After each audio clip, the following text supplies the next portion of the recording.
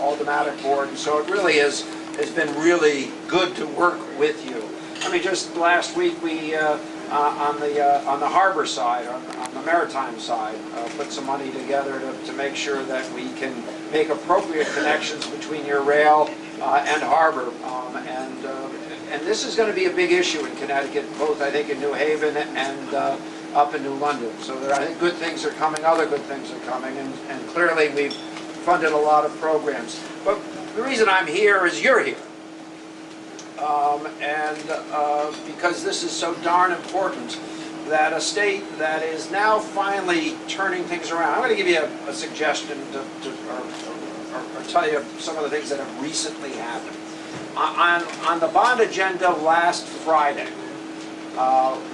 we appropriated about $80 million over a period of time for various economic development efforts. But we did that, and we announced that produces over 4,000 jobs in the state of Connecticut. And it didn't get a single note in most newspapers. The idea that we can bemoan some of our losses in the past, I don't resent, because you never want to lose anything. But the idea that we can't talk about our successes and celebrate those successes is a gigantic mistake, because ultimately what we have to do here in Connecticut is tell people we're back, and that we're working harder than ever, and that we're making investment funds available to more and more and more people. You know, Doug McCrory, another state representative, is here and has been a great advocate of this community and making sure that state government reaches out in an appropriate way, and I hope this is an appropriate way.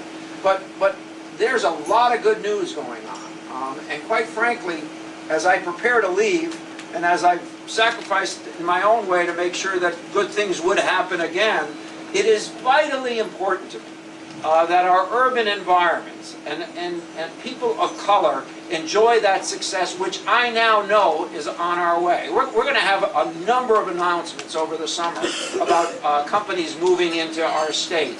By the way, on that same agenda, we had a company move from Massachusetts into Connecticut, and then just the other day we had Amazon announce that one of their major suppliers is moving from Rhode Island in Connecticut. We're winning! Wow. But what happened?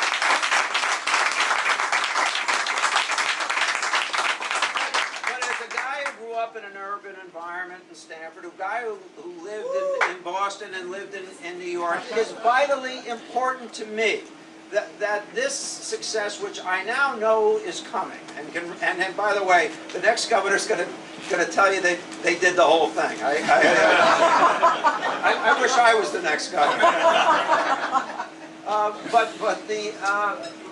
But if it's not shared, if it doesn't reach our poorest neighborhoods and our black and our brown neighborhoods and our other neighborhoods of other immigrant individuals, then it's all for naught. If we don't have a rising tide raise all boats, then we're making a gigantic mistake. I'm not afraid as an American to admit all the mistakes that we made as a nation, going all the way back to slavery, quite frankly, and the implications that has had, and that Jim Crow laws have had, and that other discrimination has had. What we can't allow to happen at this time, during our watch, is the furtherance of economic discrimination any longer. There is no reason for that to happen in Connecticut in the future, because these better times are coming, because your state government, with your permission and quite frankly with your support, has made millions of dollars available to rebuild our economy,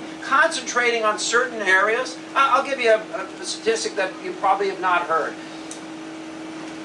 Sikorsky, now Lockheed, has agreed to double its purchasing within the state as part of our economic development deal with them. That's pretty good.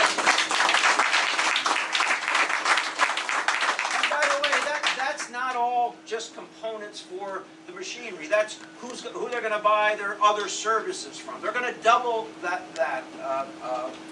purchase.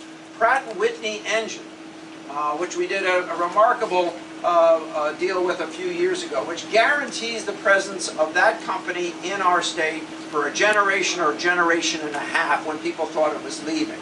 And by the way, with its new commercial engine, has a backlog of 7,500 engines waiting to be delivered.